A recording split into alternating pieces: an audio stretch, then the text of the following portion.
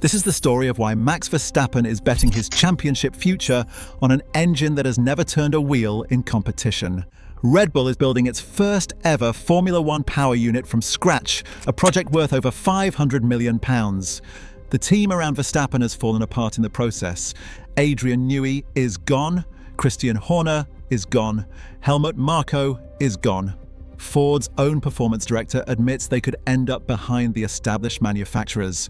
The four-time world champion is staying anyway, and if this gamble fails, his contract includes an exit clause that could trigger at the summer break. The answer involves billion-dollar alternatives and a decision that will define his legacy. February the 4th, 2023 marked the day Red Bull and Ford announced a partnership that Christian Horner described as the biggest investment in a motorsport engine in the UK in 40 years. The deal came together after Red Bull's negotiations with Porsche collapsed, and Ford's Mark Rushbrook sent Horner an email that same day asking if he wanted to talk. Here is what most people misunderstand about this arrangement. Ford is not building the engine. Red Bull Powertrains handles design and construction, while Ford contributes technical expertise and specific components.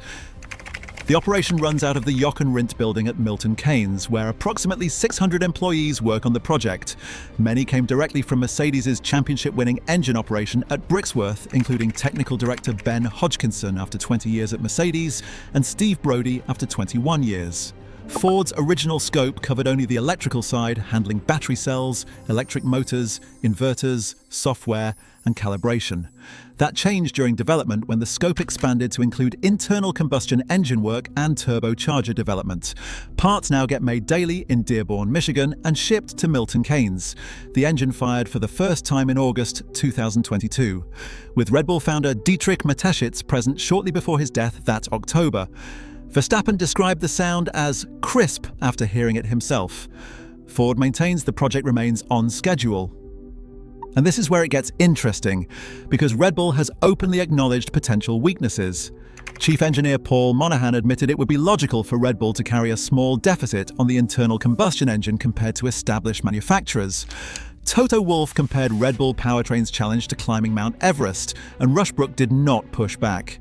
He called Red Bull Powertrains a startup, because that's exactly what it is. The 2026 power unit regulations represent the most dramatic F1 engine transformation since 2014. Power distribution shifts from roughly an 80% to 20% split between combustion and electrical systems to an approximately 50-50 split. 50-50. The MG UK output triples from 120 kilowatts to 350 kilowatts. That translates to about 160 horsepower of electrical power, increasing to around 470 horsepower. 100% sustainable fuel becomes mandatory, and the controversial MGUH is eliminated entirely. The removal of the MGUH carries enormous weight. This component controlled turbo speed to eliminate lag while recovering exhaust heat energy. Mercedes and Honda spent years perfecting it, and all that development advantage disappears when 2026 begins. Pat Simons, the former F1 technical chief now advising Cadillac, compared the regulation process to a committee designing a racehorse and ending up with a camel. He added that the resulting power unit is sparse on energy. The reset theoretically helps newcomers like Red Bull Powertrains narrow the gap. Industry consensus points differently though, suggesting established manufacturers still hold meaningful advantages. Williams team principal James Vowles noted that regulation changes are exactly where Mercedes excels, and they have prepared thoroughly. Mercedes dominated the last major regulation reset in 2014, and they understand how to capitalize on these moments better than anyone. The untested engine represents only half of what Verstappen faces. The team around him has experienced its most turbulent period since Red Bull entered Formula One in 2005. Adrian Newey's departure announcement landed on May 1st, 2024, and he officially walked out on February 28th, 2025. Aston Martin welcomed him the next day with a reported £30 million annually, plus a 2.5% equity stake. November 2025 brought news that Newey would take over as Aston Martin team principal, meaning the man who designed all four of Verstappen's title-winning cars now leads a rival operation. Helmut Marko pointed to the restructuring following Dietrich Mateschitz's death as the main reason for Newey's exit, while acknowledging the Christian Horner investigation did not help. That investigation became public on February 5, 2024, involving allegations of inappropriate behavior toward a female colleague. Horner received initial clearance, but July 9, 2025 brought his sacking, followed by a settlement estimated between £75 million and £80 million. The personnel losses extend far beyond those two departures. Jonathan Wheatley left after 18 years as sporting director to become Audi's team principal. Helmut Marko departed in December 2025. Will Courtney, 20 years as head of strategy, is joining McLaren. Rob Marshall already moved to McLaren after 17 years as chief engineering officer. Even Matt Koller, Verstappen's lead mechanic, is heading to Audi. Jos Verstappen went public with his concerns, saying too many engineers are leaving Red Bull. Motorsport magazine framed the question plainly. Can Red Bull regroup while simultaneously developing its first ever in-house engine? The contract Verstappen signed in March 2022 runs through 2028 at a reported $55 million annually, but contains performance-based exit clauses. The 2025 exit clause required finishing 4th or lower at the summer break to trigger, and 3rd place kept him locked in for 2026. Sky Sports' Simon Lazenby reported the 2026 clause offers more flexibility, allowing Verstappen to leave if he is running 2nd or worse at the summer break. A separate provision tied to Helmut Marko's presence existed in the original contract.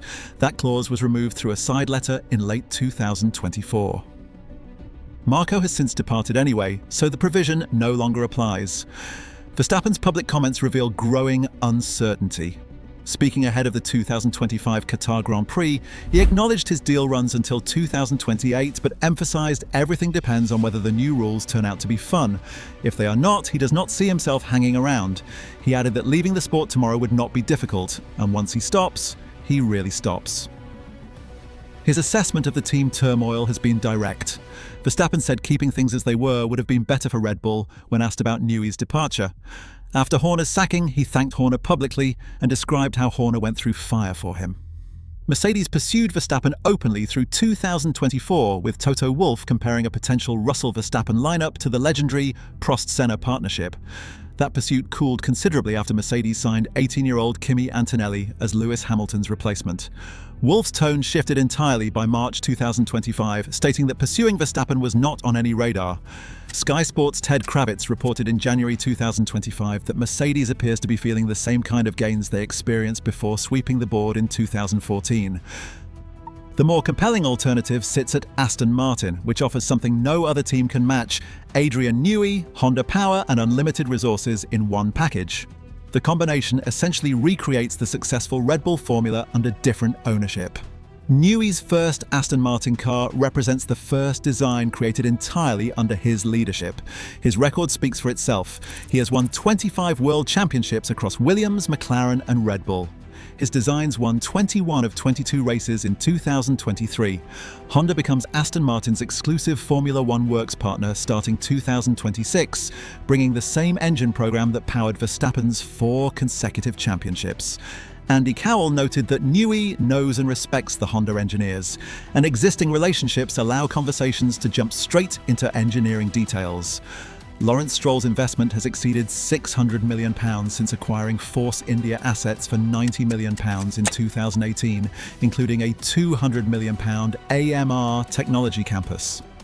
The team valuation grew from approximately $117 million in 2018 to $3.2 billion by 2025. Unverified reports suggest Aston Martin offered Verstappen £226 million over 3 years.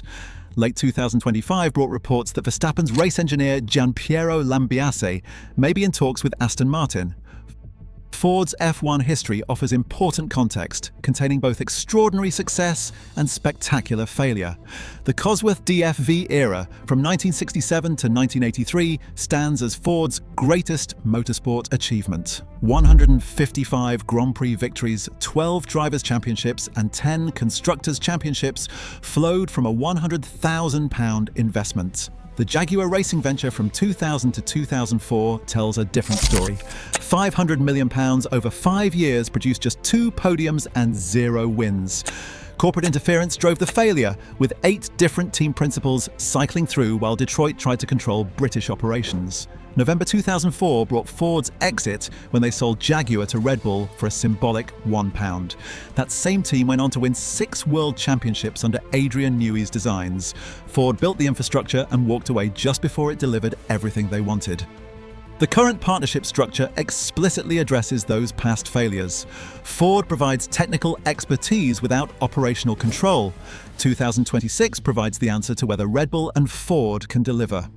An unproven engine, a decimated leadership team, and an exit clause triggered by running second or worse at the summer break. If they stumble, Verstappen holds both the contractual freedom and willing suitors to walk away. This is about whether his legacy includes championship years lost to a gamble that did not pay off.